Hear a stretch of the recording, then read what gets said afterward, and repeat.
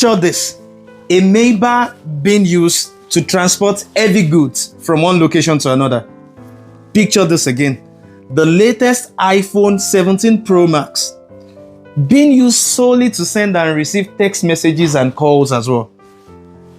Sounds ridiculous, right? Unfortunately, this is the life that many of us live. When we go through life without clarity of purpose. God didn't just make us just for the fun of it. God was intentional in creating us. He was not an impulsive creator, for lack of better words. The book of Ecclesiastes chapter 3 verse 11 tells us that God has made everything beautiful in its time.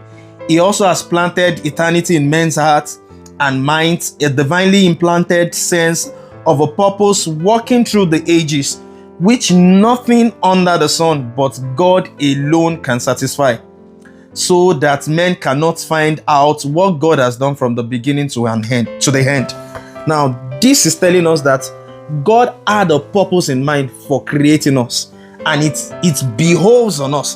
The onus lies on us to discover what this purpose is. In my book, Own Your Joy, I wrote here that a life without purpose is an accidental one. A life built on chance and constantly chasing shadows. God didn't create us to live a life without meaning. A life of meaning is a life of purpose. A life of purpose is a life that matters. And a life that matters is a life of joy. God created us with a God-shaped void on the inside of us.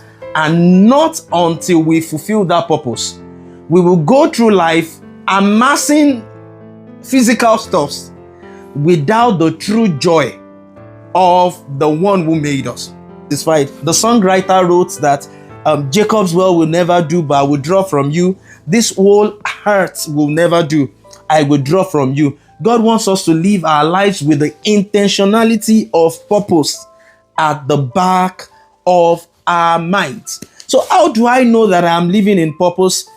The same book of Ecclesiastes chapter 12 verse 13 gives an inkling to that. Paraphrasing, it says, this is the conclusion of the whole matter.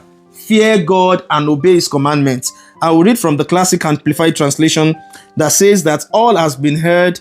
The end of the matter is fear God, revere and worship him, knowing he is and keep his commandments, for that is the whole of man, the full original purpose of his creation.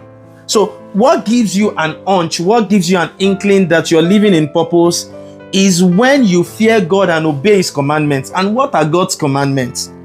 Jesus surmised God's commandments, and in the New Testament, it talks about the fact that we love God and we love men. So a life devoted to loving and serving God and men is a life of purpose.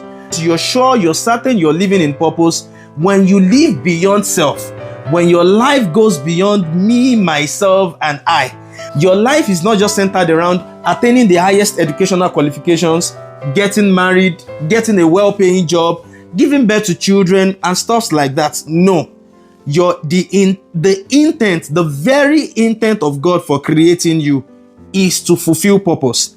And this should guide your life and my life this month and for the rest of our lives.